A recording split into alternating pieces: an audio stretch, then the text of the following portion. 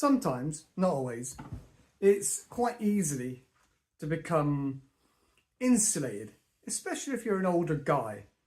Be insulated or insular with your relationships by spending more time with your partner and your partner's friends and your partner's family. You know, or even if you go off traveling or move away, you find yourself having less friends around and hard to get back those connections that you used to have with those people that you trusted and that supported you. So in one way, yes, it's good to be independent, especially for your own validation and to be reflected and focused and less distracted in general. But when you find yourself single again and you want to find how to rebuild those bridges and make new friendships, you kind of forget how to do it, what to do, and, you know, be more than just an acquaintance. So I got some thoughts and some tips that might help you that I've had to think about on my journey. So one way I look at it is more about perspective and reframing a situation. So I don't go out looking per se for friendships. I think more about alliances. You know, potentially in the future, I don't know how, but potentially this person could help me out. All right. And I think that's a lot of men's view on life. There's no point in making an enemy because you don't want to be looking over your shoulder, or you don't want to bump into that person at an unopportune time. You know, you don't want to be in a vulnerable situation and bumping into that enemy. So it's much better to have the view of making alliances and connections with people. So that's the first thing, changing my framing of it all. All right. And these points are to bear in mind. So the first part I got here is about perspective. And so I've got a few points. One of the first points is you're not going to like everybody. That's just fine. You're not going to gel with everybody. And those people that you do meet, those acquaintances, you're not going to like everything about them. That's, for me in the past, I've often been like, oh my goodness, this guy's an idiot. He's doing this, this and this. And it's hard to look past that if there's only one or two things that you find distracting about this individual, or that you feel you don't connect with about that individual. So trying to put aside your annoyances, because you might find that it's actually transference. You might find the thing that they do that irritates you is actually not them. It might be something you've got going on with your history and your background. So just bear that in mind when you make an acquaintance, but you don't hit it off immediately. Another aspect is not necessarily being vulnerable, but give first. Often we connect with people much stronger, much better when we're sharing, whether it's you know, lending your lawnmower to your neighbour that's just moved in, or whether you're offering to, you know, lend a ladder, or even if you're just offering to help out. If you go first, that builds a connection and kind of a bit of reciprocation at some point, that they in their mind psychologically will feel like they may owe you a favour in return. Not always, but sometimes. And we're not doing it for manipulative purposes, but it's nice to give out your energy, your time, or lend out your belongings, just to make that olive branch of going first. Okay. Remember and make an effort. When you have an opportunity, like somebody's birthday or somebody's moving house, make the effort to continue to prop up that bridge. And it's quite easy to do. You just got to give up a little bit of time, give up a little bit of energy. It's not difficult. All right. And then it comes back to like quid pro quo. Not strictly transactional, All right, we're not doing this for manipulative reasons or I'm going to give you something, you got to give me something, and back and forth. It's not always about that. You know, you can have one or two in the bag, or you can just be a little bit more generous than somebody else because you don't know what's happening in their lives. So a little bit of quid pro quo. Another one would be an unlikely confidant.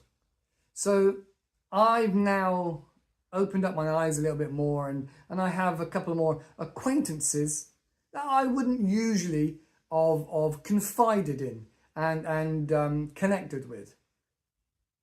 I mean, there's nothing in it for me to be connected with this person, apart from the fact that it's like a little bit of therapy. I can express to myself to that person and not have to worry about too much judgment. And likewise, we can help one another out in that respect. So yeah, an unlikely confidant. You might find one at the bus stop. You might find one at the doctor's surgery. You never know where, you know, maybe even at the garage. An unlikely confidant can, once you build up some trust, can be really, really helpful for making some of those decisions where you just want to bounce some ideas off. You know, make sure you're not going crazy, you know. What about this? What about that? And is that okay? And get a little bit of feedback. It's well worth it. It doesn't cost a lot. Ask yourself, how many people do you know? Because it doesn't take much of a tenuous link to somebody that you can build a conversation and possibly help somebody. Like I said, giving out that olive branch. If you go through your phone and through your Facebook and find those people that are nearby, because you're much more likely to build stronger bonds with people that are nearby, and you might be able to offer some help out there. Maybe if you just put on Facebook, you know, to your friends that you're available for the weekend if anybody wants their grass cutting or if anybody needs any help. You know, it's really quite simple to build up those connections. But we'll get onto the charity bit in a moment. So like I'm saying as well, like grease the wheels. That's what I used to call it, greasing the wheels. It didn't matter whether you're giving out some compliments to a stranger or whether you're buying some chips for the mechanic. That's something I used to do for one of my friends. He said, look, you know, you're more than just a customer, you're a friend, because, you know, when you come to me and you ask me for some help and, you know, I'll give him an honest answer. He says, you bring some chips or you get me a pasty. You make it easier to like you and to help you because you do these little things. And that goes a long way. Just going across the road to get a Greggs for the mechanic can really cheer him up and make his day, and, you know, potentially connect and become friends. All right, so that's sort of one aspect. That's like part A. Part B would be then to be your authentic self. Be your authentic self. Now that's very cliche. People say that all the time. Oh yeah, you got to be yourself, be your true self, blah blah blah. But you gotta act as you'd like to be treated. You know, you gotta be honest. And don't honest doesn't have to be immediate. So I heard a story where a guy went to a play and watched his friend at a play, and he hated it. He really thought it was pathetic and awful and all the rest of it. But when he saw his friend backstage and they asked how it went, that person said, well, I could see you were gleaming. You'd worked a long time for this. You were really happy and you really enjoyed it and you gave all your effort. I think, you know, I'm very proud of you. You've done really, really well. And then obviously that was backstage. There was a lot happening. And then the next day, the friend said, you know, I didn't want to burst your bubble and you were very happy and very high. But personally, I thought there was, if I was a critic, there was a few areas that I thought were needing a little bit of support. I can guess you can imagine the areas and things like that. And that way you're not bursting their bubble. You're not trying to deflate them. You know, you're being a friend and you're still being honest. You're still being authentic by saying that I could see you putting a lot of effort. I could see you were very happy and you were gleaming and, you know, enjoying yourself and, you know, and connecting with the audience. You can say all the positive things without having to rip them a new one, you know. So that's another way of being honest. Okay. Also, another thing is you could become useful. If you've got skills as a trade, or you've got a trailer or a van, or even if you're just very good at giving advice, you can make yourself useful and become more available to potential friends. You know, there's nobody more busy than a man with a van. That's what they say. All right, get involved. So there's always something going on at the scout hut, at the church hall. You know, you can get involved. Even if it's just finding something you like, you can get involved. You can go to the animal shelter and walk a dog. You know, there's always something you can do to get involved. The more you get involved, the more people see that you're a genuine, nice person, or you're genuine out to better mankind and better your community. Have fun. So this sounds a bit odd and a bit funny, but if you do the things that you like to do, like me, I like going out and I like walking up mountains or up hills, and you meet a lot of interesting people while you're doing it because they're focused on doing what they like and what they love as well. And I enjoy photography, now videography, and you meet people doing that as well. If I see somebody with a camera, I'll probably say something to them. Oh yeah, nice camera. Have you got this lens or that lens? What sort of photography are you taking? And so you can make connections by being authentic with your own hobbies and your own interests. And you're also more engaged with having fun and being relaxed, you know, giving that balance, that work-life balance to being relaxed. Be opinionated with your opinions, all right? You don't need to be harsh. You don't need to be hurtful to people, but you can state your opinion and you can have opinions. Because if you don't have opinions, then how is anybody going to know where you stand? Are people going to think you're just wishy-washy? Oh, he's always on the fence. Oh, they just agree with whatever's going on. People that are strong-minded men in this world have opinions. Whether it's Jordan Peterson or whether it's Elon Musk or Richard Branson, that people have opinions, and that's okay. You can have an opinion that people don't agree with, but that's okay. It shows you take a stand and you are confident in who you are to be able to make that opinion. It goes along with making your own boundaries. Not everybody wants the same situation and the same thing, but if you make your own boundaries, then people can stick to it, you know, and you can stick to it. It gives you a little bit more respect.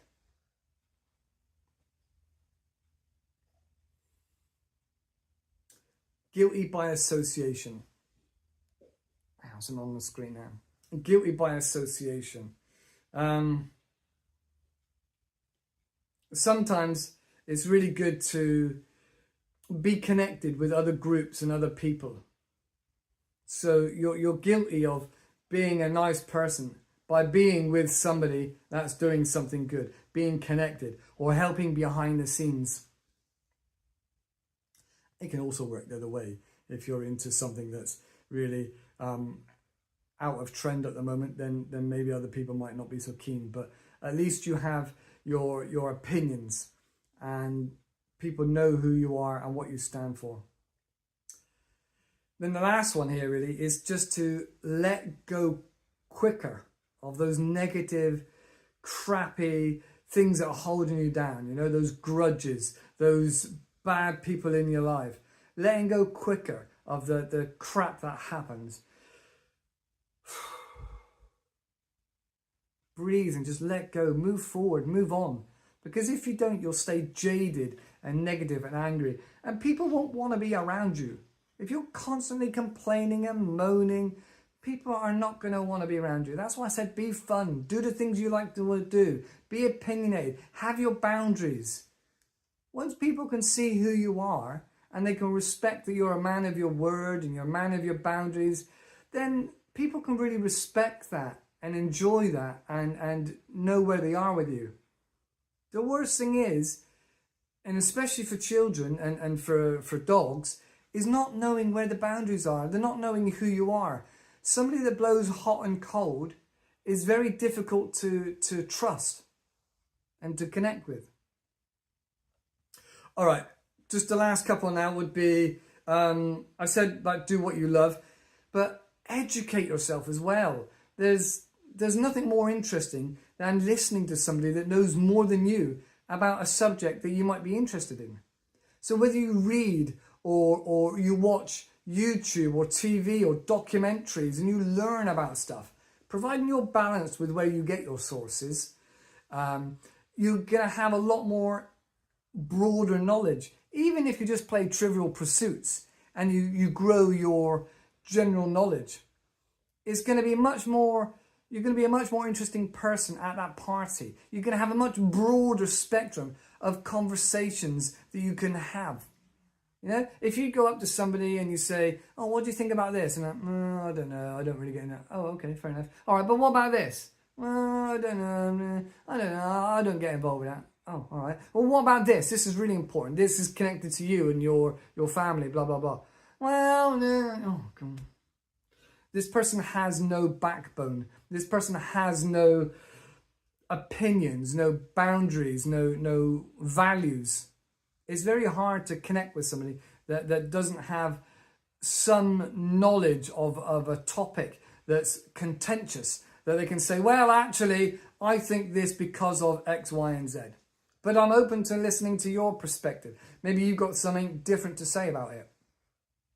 There we go. That goes on further as well, like I said, about discussing hypotheses, listening to podcasts. You know, maybe you've got a good friend at work and you're moving from small talk into something a bit bigger.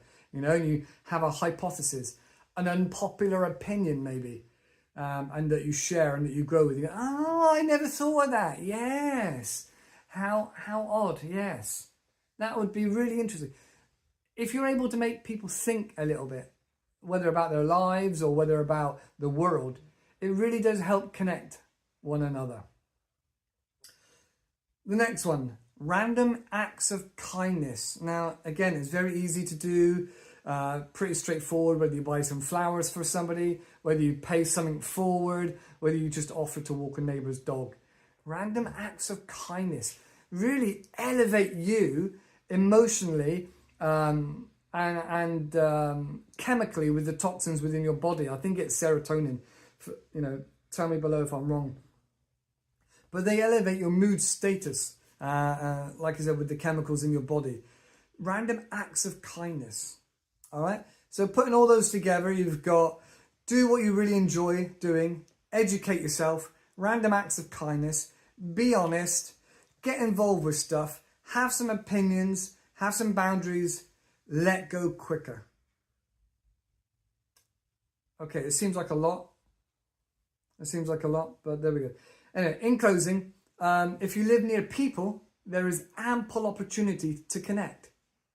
Most of us live near some people.